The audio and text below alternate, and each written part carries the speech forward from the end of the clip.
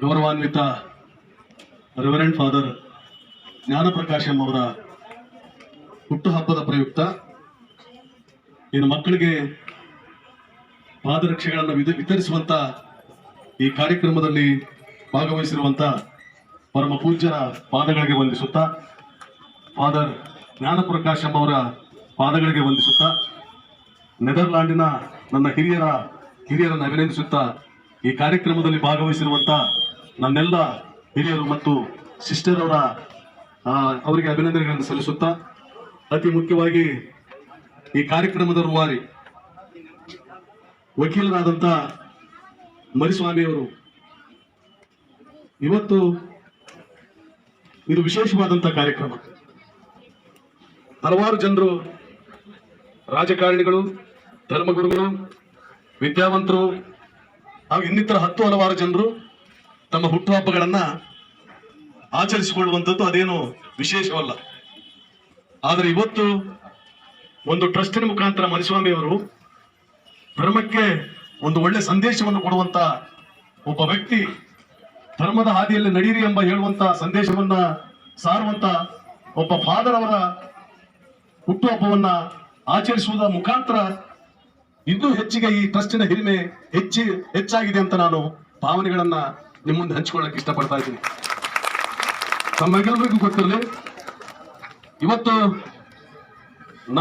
ನಾನು ಸುಮಾರು ಸಾವಿರಾರು ಕಾರ್ಯಕ್ರಮಗಳಲ್ಲಿ ಭಾಗವಹಿಸಿರ್ಬೋದು, ಹಲವಾರು ಭಾಷಣಗಳನ್ನು ಮಾಡಿರ್ಬೋದು. ಆದ್ರೆ ಇವತ್ತು ಏನಿದೆಲ್ಲ, ಫಾದರ್ ಜ್ಞಾನಪ್ರಕಾಶಂ ಅವರ ಹುಟ್ಟುಹಬ್ಬದ ಪ್ರಯುಕ್ತ ಪಾದರಕ್ಷೆಗಳನ್ನು ವಿತರಿಸುವಂಥದ್ದು. ಒಂದು ಸ್ಕೂಲಲ್ಲಿರುವಂತ ಅವರು ಬಡವರಾಗಿರ್ಬೋದು, ಶ್ರೀಮಂತರಾಗಿರ್ಬೋದು, ಎಲ್ಲಾ ಮಕ್ಕಳನ್ನ ಸಮಾನತೆಯ ದೃಷ್ಟಿ ಇಟ್ಟುಕೊಂಡು ಪಾದರಕ್ಷೆಗಳನ್ನು ಹಂಚಿ ನಿಮ್ಮ ಪಾದಗಳನ್ನು ರಕ್ಷಣೆ ಮಾಡುವುದರ ಜೊತೆಗೆ ನಾನು ನಿಮ್ಮ ಜೊತೆ ನಿಮ್ಮನ್ನು ರಕ್ಷಣೆ ಮಾಡುವಂತ ನಿಟ್ಟಿನಲ್ಲಿ ಕೆಲಸ ಮಾಡ್ತೀನಿ ಎಂಬ ಸತ್ಯವನ್ನು ಏನು ಇವತ್ತು ಟ್ರಸ್ಟಿನ ಮುಖಾಂತರ ತೋರಿಸ್ತಾ ಇದ್ದಾರಲ್ಲ, ನಿಜವಾಗ್ಲೂ ಹೆಮ್ಮೆ ವಿಷಯ ಅಂತ ನಾನು ಹೇಳಕ್ ಇಷ್ಟಪಡ್ತಾ ಇದ್ದೀನಿ.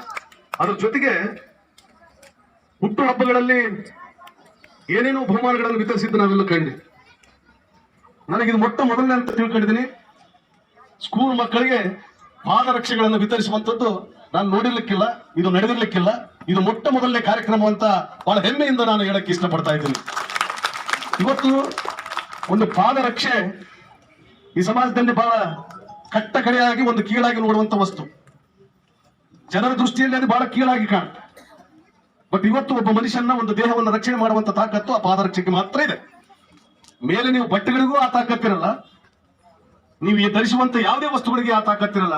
ಆದ್ರೆ ಪಾದರಕ್ಷೆಗಳಿಗೆ ಮಾತ್ರ ನಿಮ್ಮನ್ನು ರಕ್ಷಣೆ ಮಾಡುವಂತ ತಾಕತ್ತಿದೆಯಲ್ಲ, ಆ ಪಾದರಕ್ಷೆಗಳ ಮುಖಾಂತರ ರಕ್ಷಣೆ ಕೊಡ್ತೀವಿ ಎಂಬ ಸಂದೇಶವನ್ನ ಈ ಸಮಾಜಕ್ಕೆ ಕೊಡುವಂತ ಕೆಲಸ ಇವತ್ತು ಏನಾಗ್ತಾ ಇದೆಯಲ್ಲ, ಬಹಳ ಅದ್ಭುತವಾದಂತ ಕಾರ್ಯಕ್ರಮ ಅಂತ ನಾನು ಹೇಳಕ್ ಇಷ್ಟಪಡ್ತಾ ಇದ್ದೇನೆ. ಅದಕ್ಕೋಸ್ಕರ ಮರಿಸ್ವಾಮಿ ಅವ್ರನ್ನ ಅಭಿನಂದಿಸಲಿಕ್ಕೆ ನಾನು ಇಷ್ಟಪಡ್ತಾ ಇದ್ದೇನೆ. ಕೊನೆಯದಾಗಿ ಡಾಕ್ಟರ್ ಮರಿಸ್ವಾಮಿ, ಆ ವಕೀಲ ಮರಿಸ್ವಾಮಿ ಅವರು, ನೋಡಿ, ನನಗೆ ಏನು ಇದೆಯೋ ಅದು ಇನ್ನೊಬ್ಬರಿಗೆ ಇರಬೇಕು.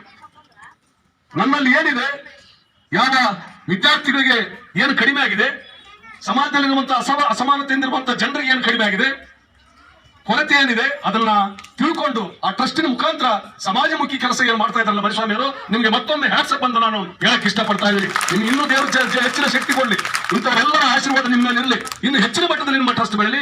ನಾವು ಕೂಡ ನಿಮ್ ಜೊತೆಗೆ ಇರ್ತೀವಿ. ನಮ್ಮ ಕೈಲಾದ ಶಕ್ತಿ ಮೀರಿ ನಿಮ್ ಜೊತೆಗೆ ಸಹಾಯ ಸಹಕಾರ ನೀಡಲಿಕ್ಕೆ ನಾವು ತಯಾರಿದ್ದೀವಿ. ಆ ನಿಟ್ಟಿನಲ್ಲಿ ಇಂಥ ಬಡ ಮಕ್ಕಳಾಗಿರ್ಬೋದು, ಶ್ರೀಮಂತರಾಗಿರ್ಲಿ, ಯಾರಿಗೆ ಅಸಹಾಯಕರಿದ್ದಾರೆ, ಸಮಾಜದಲ್ಲಿ ಯಾರು ಅಸಹಾಯಕರಾಗಿ ಬದುಕನ್ನು ಕಟ್ಟಿಸಿಕೊಳ್ಳಲಿಕ್ಕೆ ಸಾಧ್ಯತೆ ಆಗಿಲ್ಲ ಅಂತವ್ರೆಲ್ಲರ ಜೊತೆಗೆ ನೀವಿರ್ರಿ, ನಿಮ್ಮಿಂದ ನಾವಿರ್ತೀವಿ. ಈ ಸಮಾಜಮುಖಿ ಕೆಲಸಗಳಿಗೆ ನಿಮಗೆ ದೊಡ್ಡ ಶಕ್ತಿಯಾಗಿ ಈ ತಾಲೂಕಿನಲ್ಲಿ, ಜಿಲ್ಲೆಯಲ್ಲಿ ಇನ್ನೂ ಹೆಮ್ಮರವಾಗಿ ಬೆಳೀರಿ ಎಂಬ ಆಶೆಗಳನ್ನ ತಮ್ಮ ಮುಂದೆ ಹಂಚಿಕೊಳ್ಳುತ್ತಾ ನನಗೆ ಮಾತಾಡಕ್ಕೆ ಅವಕಾಶ ಮಾಡಿಕೊಟ್ಟಿದ್ರಿ.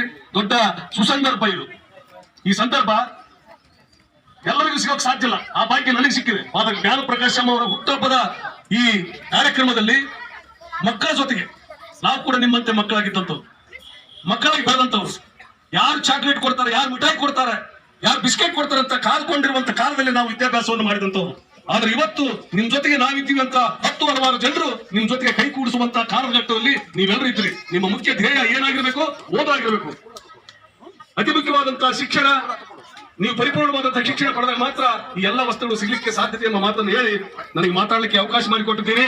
ಇದೇ ತರ ಈ ಕ್ಷೇತ್ರದಲ್ಲಿ ಪ್ರತಿಯೊಂದು 1 ಲಕ್ಷಕ್ಕೊಬ್ಬರು ಅಥವಾ 10,000ಕ್ಕೊಬ್ರು ಈ ತರ ಟ್ರಸ್ಟ್ಗಳು, ಸಮಾಜ ಸೇವಾ ಸಂಘಟನೆಗಳು ಈ ತರ ಕಾರ್ಯಕ್ರಮಗಳನ್ನು ಮಾಡುವಾಗ ಈ ಸಮಾಜದಲ್ಲಿರುವಂತಹ ಅಸಮಾನತೆಗಳು ಹೆಚ್ಚಿಗೆ ಹೋಗಲಾಡಿಸಲಿಕ್ಕೆ ಸಾಧ್ಯತೆ ಇದೆ. ಆ ನಿಟ್ಟಿನಲ್ಲಿ ಸಮಾಜ ಇದನ್ನು ಗುರುಸುವಂತ ಕೆಲಸ ಆಗಲಿ ಎಂಬ ಮಾತನ್ನು ಹೇಳ್ತಾ ನನಗೆ ಮಾತಾಡಕ್ಕೆ ಅವಕಾಶ ಮಾಡಿಕೊಟ್ಟಿದ್ರೆ ಮತ್ತೊಮ್ಮೆ ಜ್ಞಾನ ಪ್ರಕಾಶಂ ಅವರಿಗೆ, ಫಾದರ್ ಅವರಿಗೆ ಮತ್ತೊಮ್ಮೆ ಹುಟ್ಟಹಬ್ಬದ ಶುಭಾಶಯಗಳನ್ನು ಹೇಳ್ತಾ ಇನ್ನು 50 ವರ್ಷಗಳ ಕಾಲ ಅವರು ಆರೋಗ್ಯವಾಗಿ ಆಯುಷ್ಯ ಹೆಚ್ಚಿಗೆ ಕೊಡಲಿ ದೇವರಮ್ಮ ಮತ್ತೊಮ್ಮೆ ಅವರಿಗೆ ಆರೈಕೆ ಮಾಡಿ ಆಲೋಚನೆ 2 ಮಾತುಗಳನ್ನು ಮುಗಿಸ್ತಾ ಇದ್ರಿ. ನಮಸ್ಕಾರ.